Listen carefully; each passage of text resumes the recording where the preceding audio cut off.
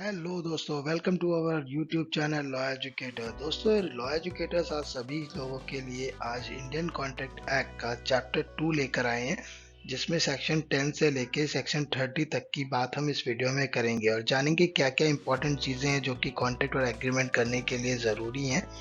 तो इन सभी सेक्शंस के बारे में आज हम डिस्कस करेंगे इस वीडियो में, तो प्लीज़ वीडियो को लास्ट तक जरूर देखें।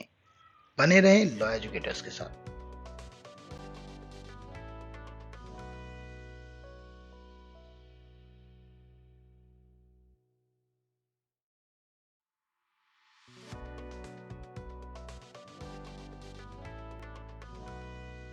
दोस्तों, वीडियो को स्टार्ट करते हैं और जानते हैं सेक्शन 10 के बारे में, जहां पर सेक्शन 10 में बात की गई है व्हाट एग्रीमेंट्स आर कॉन्ट्रैक्ट। कौन से एग्रीमेंट्स हैं जो कॉन्ट्रैक्ट कहलाते हैं और कॉन्ट्रैक्ट होते हैं। तो इसमें बात कर लेते हैं क्या क्या कंडीशंस हैं जो कि एक एग्रीमेंट को कॉन्ट्रैक्ट में तब्दील करती है। पहली चीज़ है कि जो भी कोई एग्रीमेंट कर रहे हैं या कॉन्ट्रैक्ट कर रहे हैं, तो उसके अंदर जो कंसेंट है वो फ्री कंसेंट होनी चाहिए। किसी तरह का दबाव नहीं होना चाहिए, किसी तरह के प्रेशर में लिया गया हुआ कंसेंट नहीं होना चाहिए। तो फ्री कंसेंट जो है इसका पहला इम्पॉर्टेंट जो पार्ट है। सेकंड है पार्टीज कॉम्पिटेंट टू कॉन्ट्रैक्ट। तो जो पार्टीज हैं वो कॉम्पिटेंट होनी चाहिए कॉन्ट्रैक्ट करने के लिए। और कॉम्पिटेंसी जो है हम कैसे क्लियर करते हैं, कॉम्पिटेंसी मेजर होनी चाहिए एज में, और साउंड माइंड होना चाहिए जो भी पार्टीज है। तो ये कॉम्पिटेंसी जो है कॉन्ट्रैक्ट के लिए ज़रूरी है। बाद में होती है बात लॉफुल कंसिडरेशन की, जहाँ पर जो कंसिडरेशन है वो लॉफुल होना चाहिए, लॉफुल ऑब्जेक्ट होना चाहिए, और किसी तरह से जो कॉन्ट्रैक्ट या एग्रीमेंट है वॉइड नहीं डिक्लेयर होना चाहिए कि एक्सप्रेसली किसी ने लिख दिया है कि दिस एग्रीमेंट इज वॉइड, तो वॉइड डिक्लेयर्ड नहीं होना चाहिए। तो ये सारी कंडीशंस है, अगर ये सारी कंडीशंस फुलफिल होती हैं तो वो एग्रीमेंट्स कॉन्ट्रैक्ट में तब्दील हो जाते हैं। बट जानना ज़रूरी है कि all agreement enforceable by law called contract। आगे बढ़ते हैं दोस्तों, बात करते हैं। अभी हमने सेक्शन 10 में बात की थी, तो उसी से रिलेटेड अब आपके साथ चीजें निकलती हुई आ जाएंगी। जैसे पहला सेक्शन है सेक्शन 11, वहां पर बात की गई है who are competent to contract. अब हमने कॉम्पिटेंसी की बात की थी कि पार्टीज जो है कॉम्पिटेंट होनी चाहिए कॉन्ट्रैक्ट करने के लिए। तो क्या क्या चीजें होती है कॉम्पिटेंसी के लिए। पहला तो major in age, sound mind होना चाहिए, not disqualified to enter into contract. तो कि कोई भी पहले से डिस्क्वालिफाइड नहीं किया जाना चाहिए कि वो कॉन्ट्रैक्ट में एंटर ना कर सके। तो इस तरह की डिस्क्वालिफिकेशन नहीं होनी चाहिए। तीनों इंपॉर्टेंट पार्ट है। कौन कॉम्पिटेंट होता है, जो मेजर इन एज हो, साउंड माइंड हो, और कॉन्ट्रैक्ट में एंटर करने के लिए पहले से डिस्क्वालिफाइड ना हो। तो ये जो इंपॉर्टेंट चीजें हैं, who are competent to contract, section 11 की बात करता है। चलते हैं, बात करते हैं सेक्शन 12 की, जहां पर बात की गई है what is sound mind for the purpose of contracting. Contract करने के पर्पस के लिए साउंड माइंड क्या है। तो साउंड माइंड को कैसे डिफाइन करेंगे। तो साउंड माइंड जो पर्सन है या पार्टी है, उसको डिफाइन किया जाता है capable of understanding the contract. उसके अंदर कैपेबिलिटी होनी चाहिए कॉन्ट्रैक्ट को अंडरस्टैंड करने के लिए, और जो तर्क वितर्क करने के लिए, किसी तरह का जजमेंट फॉर्म करने की जो है एबिलिटी होनी चाहिए उसके अंदर, जो कि उसके इंटरेस्ट में हो। तो अपने इंटरेस्ट के अंदर रैशनल जजमेंट को फॉर्म करने की कैपेबिलिटी होनी चाहिए।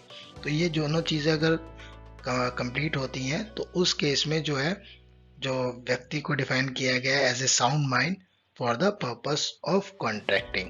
तो यहाँ पर सेक्शन 12 इसी की बात करता है, what is a sound mind for the purpose of contracting. तो first is capable of understanding the contract, second one capable to forming rational judgement effect upon his interest. So now moving to the section 13 and it is talk about the consent defined.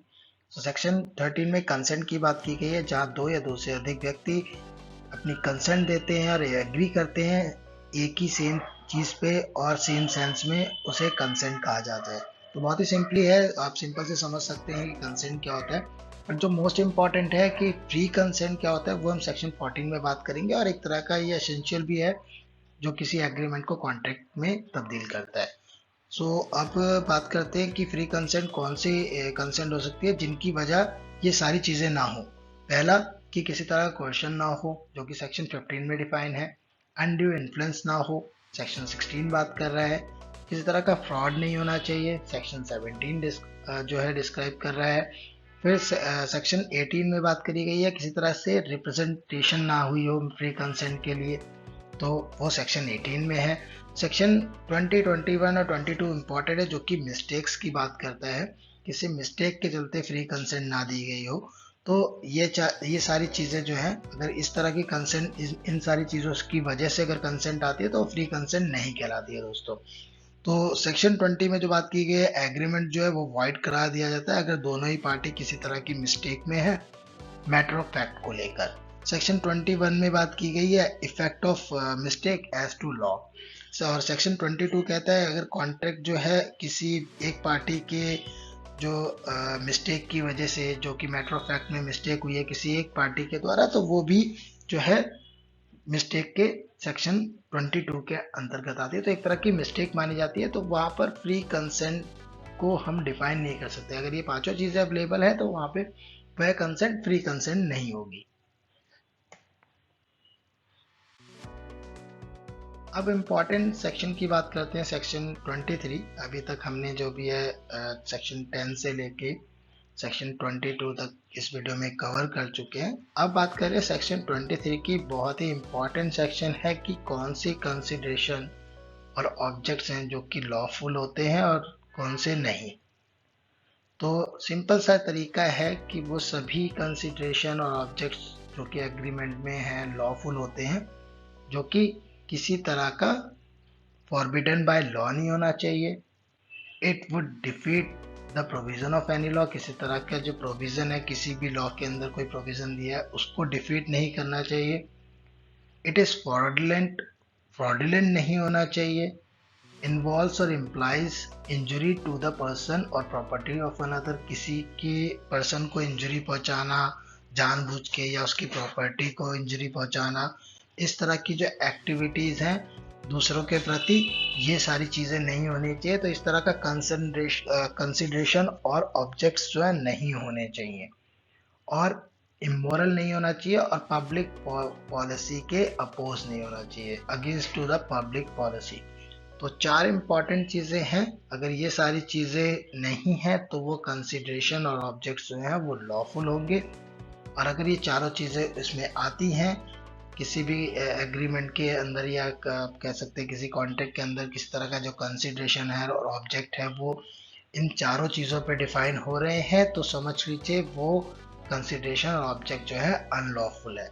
It is forbidden by law, law से छुपाया हुआ, या फिर किसी provision, किसी law के किसी provision को डिफीट कर रहा है, या फिर कोई फ्रॉडुलेंट एक्टिविटी के लिए, या फिर किसी को इंजरी पहुंचाने, किसी पर्सन को या किसी की प्रॉपर्टी को इंजरी पहुंचाने के पर्पज से किया जा रहा है एग्रीमेंट या कंसिडरेशन। तो इस तरह का जो कंसिडरेशन है वो इमोरल हो या फिर अपोज टू पब्लिक पॉलिसी हो, तो ये सारे जो कंसिडरेशन और ऑब्जेक्ट्स हैं किसी भी एग्रीमेंट में वो अनलॉफुल होते हैं। इसके अपार्ट जो भी चीज़ें हैं वो सभी, अगर केयरफुली अगर कंसिडरेशन की बात करें तो बाकी जो सारी चीज़ें हैं वो कंसिडरेशन जो है वो ऑब्जेक्ट जो है वो एग्रीमेंट के अंदर लॉफुल होगा। दोस्तों सेक्शन 23 जो है इन सभी चीज़ों के बारे में बात करता है। अब बात करते हैं सेक्शन 24 की। इम्पॉर्टेंट सेक्शन ये भी है क्योंकि मैंने आपको बताया था सेक्शन 10 से लेकर 30 तक बहुत सभी इंपॉर्टेंट सेक्शंस हैं। तो सेक्शन 24 कहता है कि एग्रीमेंट्स वॉइड इफ कंसिडरेशन और ऑब्जेक्ट अनलॉफुल इन पार्ट। अब बात कर रहा है कि अगर कंसिडरेशन जो या फिर जो ऑब्जेक्ट है वो अनलॉफुल है बट एक पार्ट में है, चाहे वो दोनों ओर से हो, दोनों पार्टीज की तरफ से हो, या एक पार्टी की तरफ से हो, सिंगल पार्ट की तरफ से हो, बट वो एग्रीमेंट जो है वो वॉइड ही कहलाएगा क्योंकि उसका जो कंसिडरेशन और ऑब्जेक्ट है वो अनलॉफुल है। तो ये चीज़ आपको समझनी बहुत ज़रूरी है, क्योंकि अगर ये आप सोच रहे हैं कि अब मैंने तो भाई कंसिडरेशन सही चीज़ के लिए किया था, बट उसका जो कंसिडरेशन है वो जो बदले में मुझे दे रहा है वो चीज़ वो गलत है, वो अनलॉफुल है। तो अगर एक पार्टी के एंड पे भी अगर कंसिडरेशन या ऑब्जेक्ट जो है अनलॉफुल है तो वो एग्रीमेंट वॉइड ही कराई देगा।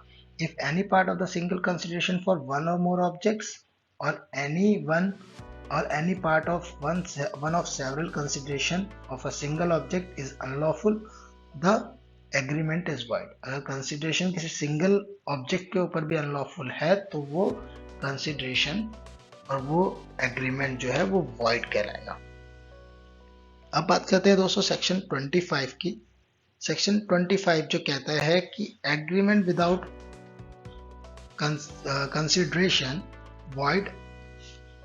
तो जो भी एग्रीमेंट है विदाउट कंसिडरेशन है वो सभी एग्रीमेंट्स वाइड कराते हैं, क्योंकि अगर कंसिडरेशन नहीं है, बहुत ही इंपॉर्टेंट एसेंशियल है किसी एग्रीमेंट का, किसी कॉन्ट्रैक्ट का, तो अगर उसमें कंसिडरेशन की बात नहीं कही गई है तो फिर वो जो है एग्रीमेंट वाइड ही कहलाएगा। बट कुछ एक्सेप्शंस भी हैं, जैसे कि पहला है it is in writing and registered. Writing में दिया हो कि हमारी कोई कंसिडरेशन नहीं है, रजिस्टर कराया हो, या फिर किसी को कंपनसेट करने के लिए प्रॉमिस किया हो कि भाई मुझे तुम्हें कंपनसेट करना है, मुझे ये काम करना है, तो इसके लिए मैं आपका जो कंपनसेशन था वो उसको मैं इस कार्य के द्वारा पूरा कर दूंगा, ये मैं आपको प्रॉमिस करता हूँ।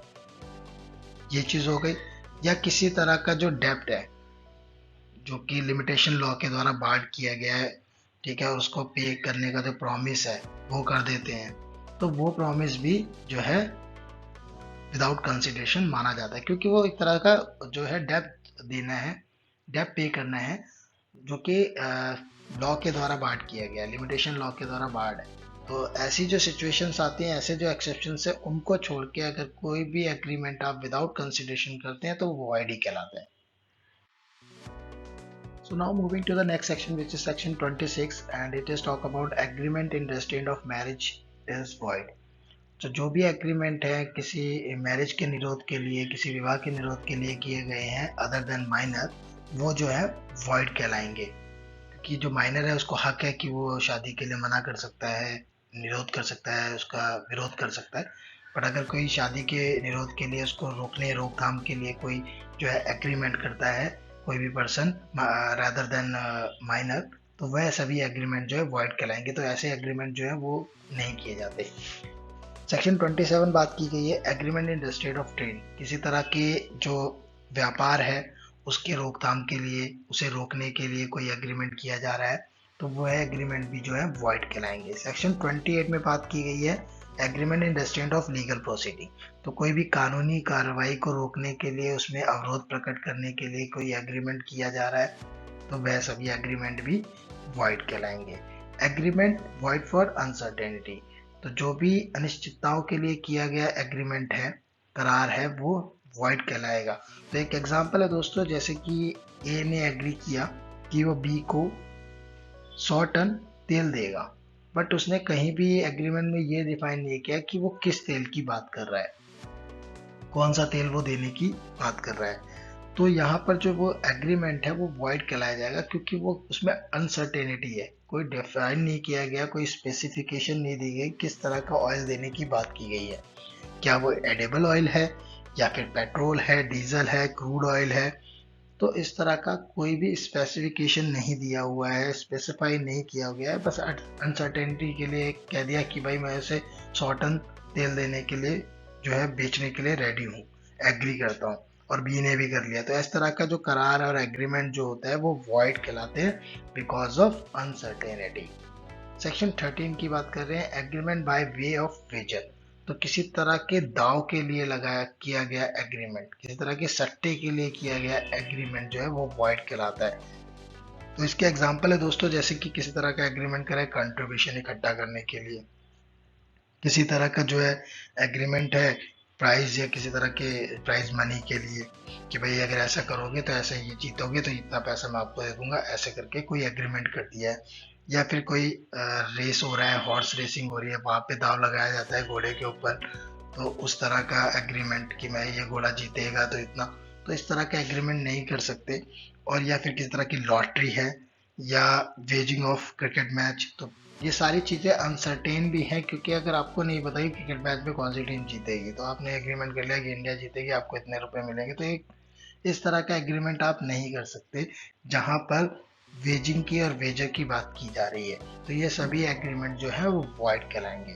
तो दोस्तों आज हमने इस वीडियो में सेक्शन 10 से लेके सेक्शन 30 तक की बात की है और इसमें इम्पॉर्टेंट जो चैप्टर 2 है इंडियन कॉन्ट्रैक्ट एक्ट का वो बहुत ही इम्पॉर्टेंट है, जो कि हमने आज पूरे सेक्शन इस वीडियो में कवर करे हैं। और मैं होप करता हूँ कि आप सभी को ये जो वीडियो है वो पसंद आई होगी और आप सभी इस पर अपना फीडबैक ज़रूर दें और वीडियो को लाइक करें, शेयर करें, कमेंट करें और चैनल को सब्सक्राइब करना ना भूलें। Thank you for watching the video. Please subscribe the channel and press the bell icon. Thank you.